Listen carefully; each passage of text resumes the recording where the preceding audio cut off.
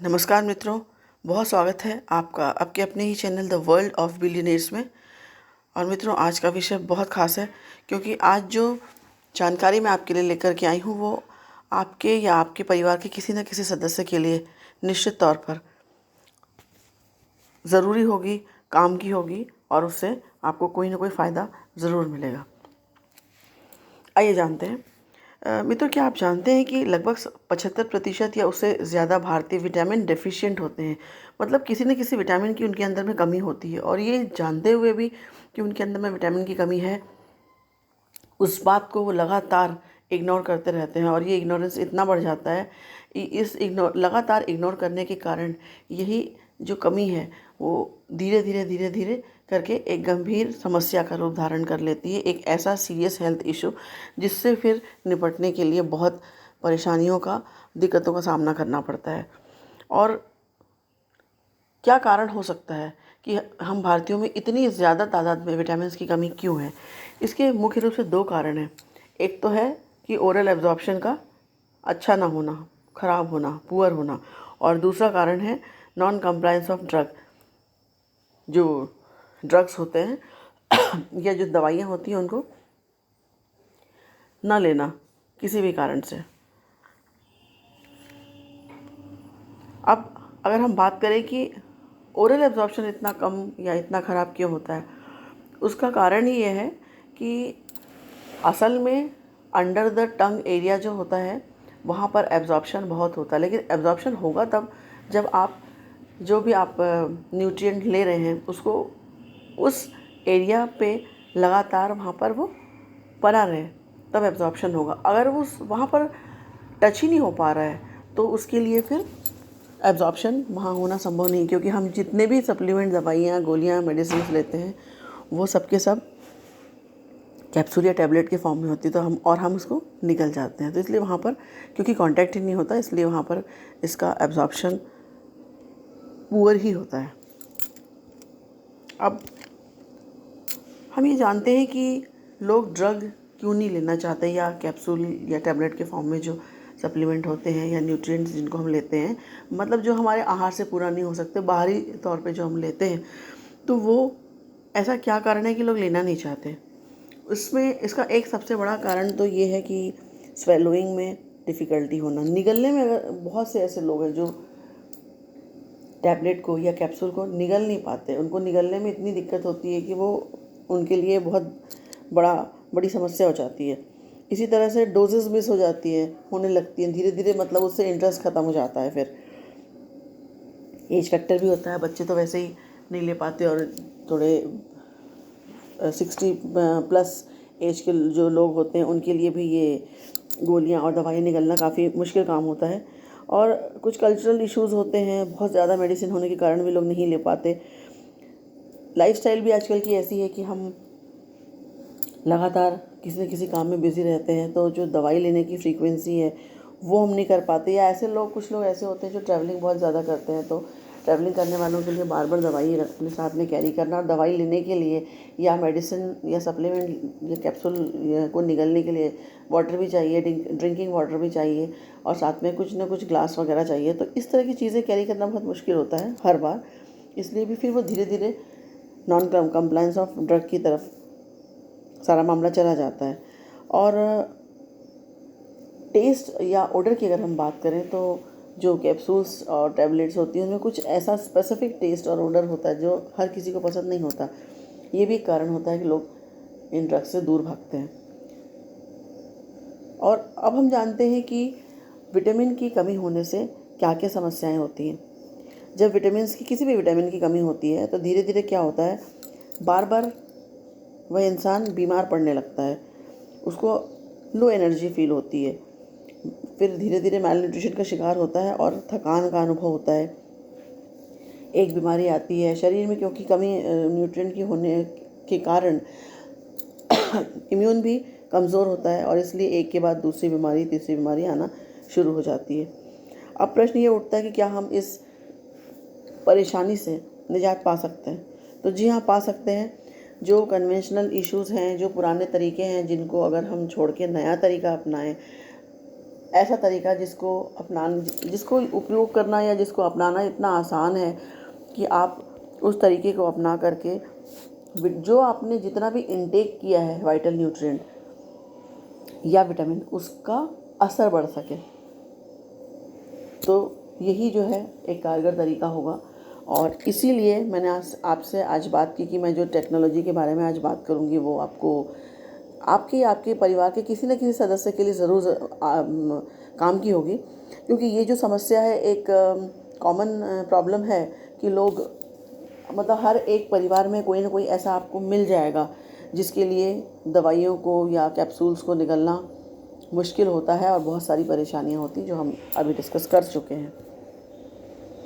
आप देखिए, मैं जिस टेक्नोलॉजी की बात कर रही हूँ उसे कहा जाता है सबली स्प्रे टेक्नोलॉजी। सबली में सब का वर्ड का मीनिंग होता है अंडर, और लिंगुअल से ली लिया गया है। लिंगुअल का मतलब होता है टंग, मतलब कि अंडर द टंग। तो जो अंडर द टंग ये टेक्नोलॉजी काम करती है, कैसे और क्यों करती है कि अंडर द टंग एरिया होता है, वहाँ पर एब्जॉर्प्शन करने की सबसे ज़्यादा कैपेसिटी होती है। तो अगर हम जो न्यूट्रिएंट्स ले रहे हैं, जो विटामिन्स ले रहे हैं, अगर वो उस ही एरिया में यानी कि अंडर द टंग एरिया में ही दिया जाए और थोड़े समय के लिए रहने दिया जाए, कुछ सेकंड के लिए, तो वहाँ से एब्जॉर्प्शन हो जाता है और मैक्सिमम एब्जॉर्प्शन होता है, लगभग 90% या उससे थोड़ा ज़्यादा का एब्जॉर्प्शन हो जाता है। इसलिए हमने जो इनटेक किया है विटामिन या हमने जो वाइटल न्यूट्रिएंट इनटेक किया है उसका इफ़ेक्टिवनेस बढ़ जाता है। मतलब कि हमने जो इनटेक किया उसका ज़्यादा से ज़्यादा भाग हमारे ब्लड स्ट्रीम में जा कर के मिल गया। एक और खासियत है इस टेक्नोलॉजी की कि जो कन्वेंशनल जो तरीका था या पुराने तरीके जो थे जिसमें कि हम ओरल इनटेक होता है, मतलब हम उसको लेते हैं और फिर वो पूरा मेटाबॉलिज्म हो करके, मेटाबॉलिज्म के बाद में जब स्मॉल इंटेस्टाइन में एब्जॉर्प्शन होता है उसके बाद ब्लड स्ट्रीम में मिलता है। इसमें बहुत सारा लॉस भी होता है और उसके अलावा इतना एब्जॉर्प्शन हो नहीं पाता जितना हमने इनटेक किया था। तो कुल मिला करके यह एक तरह से हमारे लिए परेशानी बनी रहती, समस्या का पूरा समाधान नहीं मिल पाता क्योंकि जो हमने इनटेक किया था उतना एब्जॉर्प्शन नहीं हो पाया है। लेकिन जो सबलिंगुअल टेक्नोलॉजी है वो इसलिए कारगर है क्योंकि हम इसको अंडर द टंग उस न्यूट्रिएंट को लेते हैं और वहाँ पर एब्जॉर्प्शन सबसे ज़्यादा होता है। इस कारण एब्जॉर्प्शन सबसे ज़्यादा होने के कारण हमको रिज़ल्ट बहुत अच्छा मिलता है।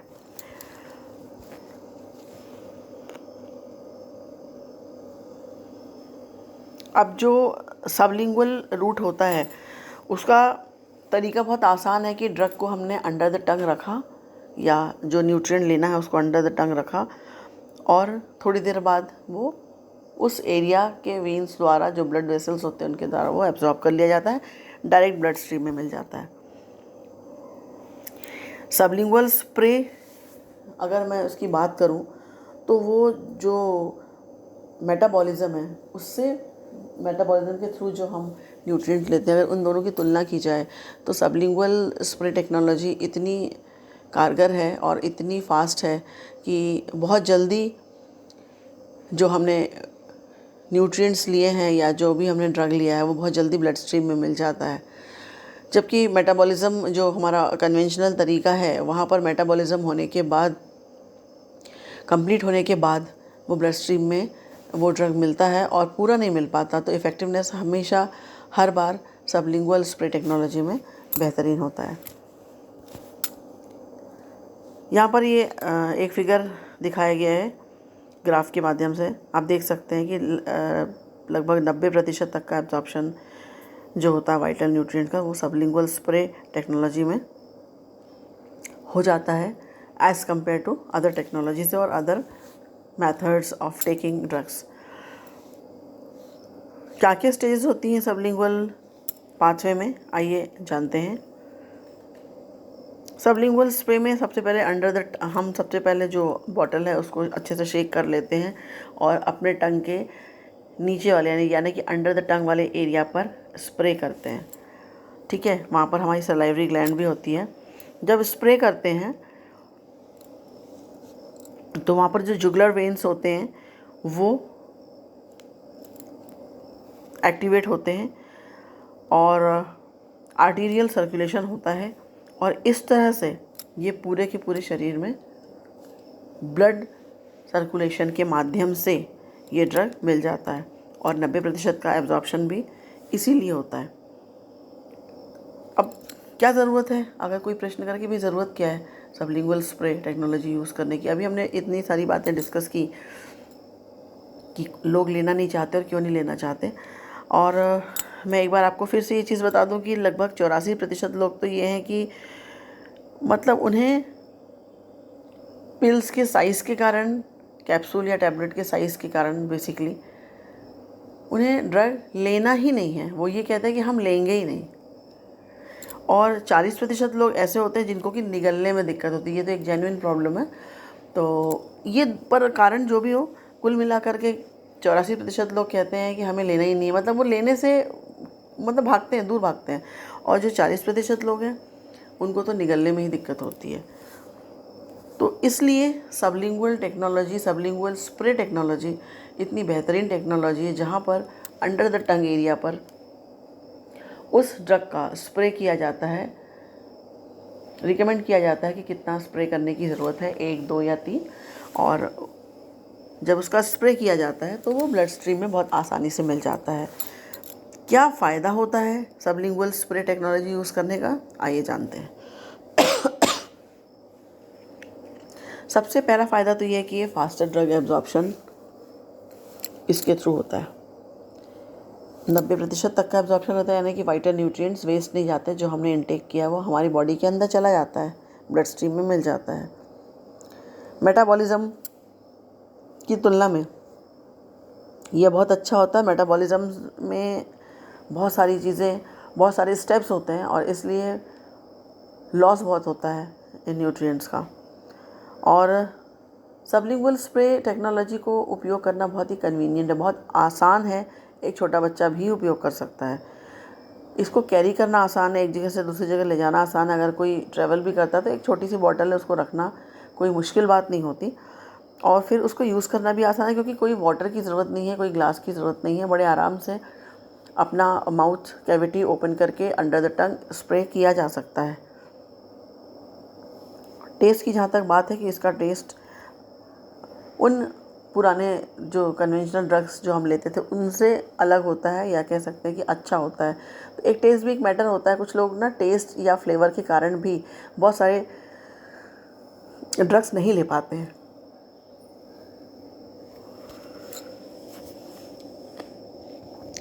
आइए जानते हैं कि विटामिन डेफिशिएंसी या शरीर में विटामिन की कमी हो जाने से क्या होता है।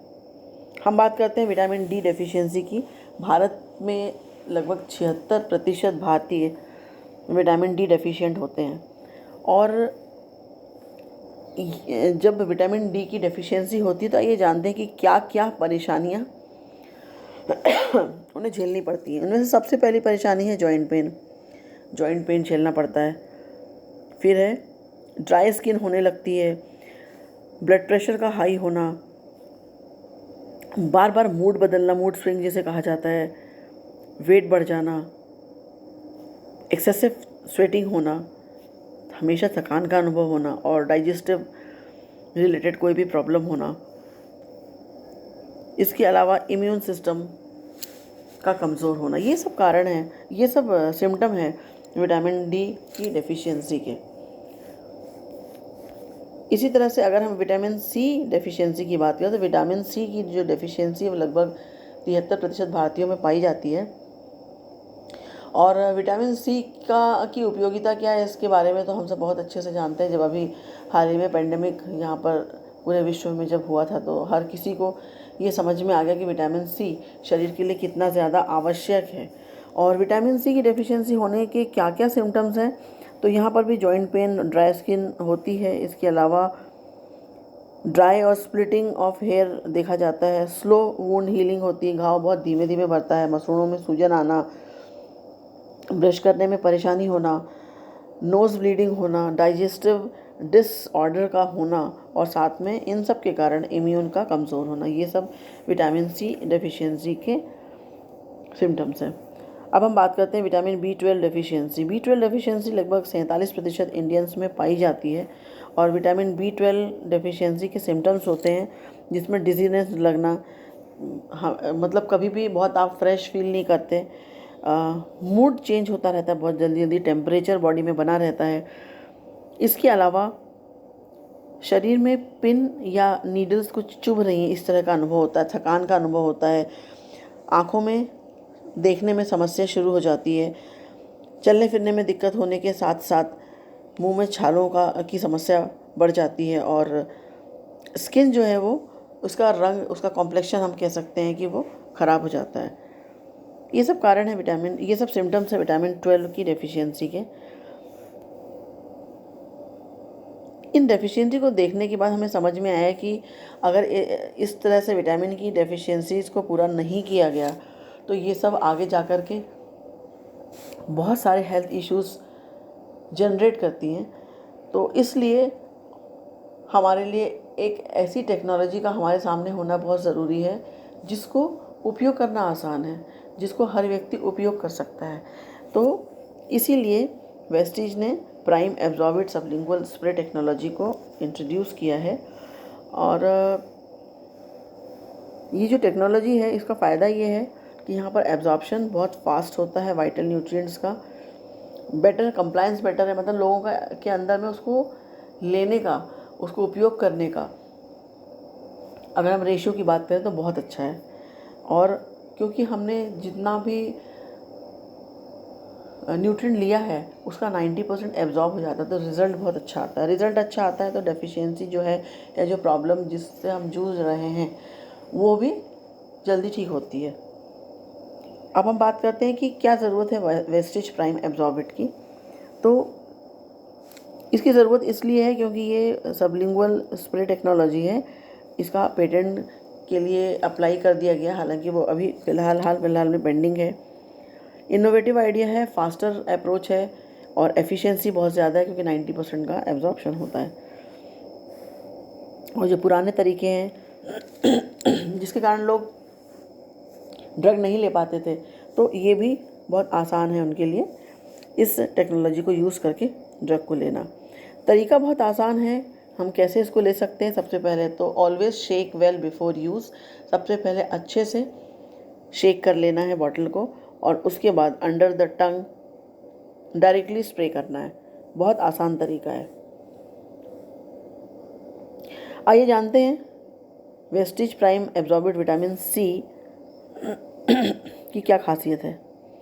तो ये जो प्राइम एब्जॉर्बिड विटामिन सी है वो एंटीऑक्सीडेंट की तरह काम करता है और फ्री रेडिकल से होने वाले सेल डैमेजेस को बचाता है या रोकता है। इसके अलावा क्योंकि इम्यूनिटी को मेंटेन करता है, बेहतर बनाता है, इसलिए इन्फेक्शंस और कोल्ड कफ से होने वाली समस्याओं से भी हमें बचा के रखता है। इसके अलावा bones, cartilage, blood vessels, skin, इन सब की हेल्थ को सुधारने में और अच्छा करने में मदद करता है। कितने स्प्रे लेने चाहिए? तो एक दिन में 3 स्प्रे काफ़ी हैं। हम बात करते हैं विटामिन B12 की, प्राइम एब्जॉर्बिड विटामिन B12। इसकी खासियत ये है कि ये हमारे बॉडी में हम जो भी फूड लेते हैं उसको सेलुलर एनर्जी में कन्वर्ट करने का दम रखता है और इस तरह से हेल्थ को अच्छा रखता है क्योंकि एनर्जी लेवल हमेशा मेंटेन रहता है। नर्वस हेल्थ को, हमारी जो तंत्र के जो नर्व्स होते हैं उनको, उनकी हेल्थ को अच्छा बनाए रखने में बहुत सपोर्ट करता है। रेड ब्लड सेल्स के फॉर्मेशन को सपोर्ट करता है। सिर्फ एक स्प्रे काफ़ी है विटामिन B12 का। Vitamin D, Prime Absorbit vitamin D, इसकी खासियत ये है कि ये इम्यून को सपोर्ट करता है, इम्यून को बढ़ाने के लिए में मदद करता है और ये कैल्शियम और फास्फोरस के एब्जॉर्प्शन को बढ़ाता है और साथ में रेगुलेट भी करता है, जो कम है उसको धीरे धीरे करके सही करता है और इस तरह से गुड बोन हेल्थ को मेंटेन करने में हेल्प करता है। इसके अलावा इसमें एंटी इन्फ्लेमेटरी प्रॉपर्टीज़ भी पाई जाती हैं। एक स्प्रे दिन में काफ़ी है। वेस्टीज प्राइम एब्जॉर्बिड मल्टीविटामिन, अब नाम ही है मल्टीविटामिन, यानी बहुत जितने भी विटामिन होते हैं उनका मिक्सचर है। तो नेचुरली वो न्यूट्रिशन गैप को कुल मिलाकर के हम कह सकते हैं उसे पूरा करता है, जो हमारी डाइट से पूरा नहीं हो पाता, और इस तरह से मेंटेन करता है हमारे अच्छे हेल्थ को, ओवरऑल हेल्थ को इम्प्रूव करता है। इस तरह से फिर ग्रोथ में और जो डेली बॉडी में मेंटेनेंस होनी चाहिए उन सब में बहुत अच्छा सपोर्ट करता है। एनर्जी लेवल बहुत अच्छा रखता है। 3 स्प्रे एक दिन में लिए जा सकते हैं इसके। तो इस तरह से हमने देखा कि एब्जॉर्बिट Vestige Prime Absorbit sublingual spray जो है वो जो बड़े बड़े इश्यूज़ हैं उन सबको सॉल्व कर देता है। ओरल एब्जॉर्प्शन की जो समस्या थी, जो कि पुअर था, वहाँ यहाँ पर वो भी सही हो जाता है, और इसलिए अब नॉन कंप्लायंस ऑफ ड्रग का भी सवाल नहीं उठता। अगर हम बात करते हैं कि क्या रेट है इसका, तो हम जानते हैं कि ये 625 से 560 के बीच का रेंज में हमको ये मिलता है। अलग अलग विटामिन्स स्प्रे की वैल्यू में थोड़ा सा अंतर है, तो 560 से 625 के बीच में इसका रेट है। हम कह सकते हैं कि अब निकलने की क्या ज़रूरत, जब स्प्रे है हमारे पास में। तो ये थी जानकारी Vestige Prime Absorbit sublingual spray technology के बारे में। आप अपने जानने वालों के मध्य में इस जानकारी को ज़रूर प्रेषित करें, ज़रूर बताएं मेरे इस वीडियो को शेयर करने के द्वारा। और अगर यदि आपको लगता है कि आपको इसकी ज़रूरत है तो आप मुझसे कांटेक्ट कर सकते हैं।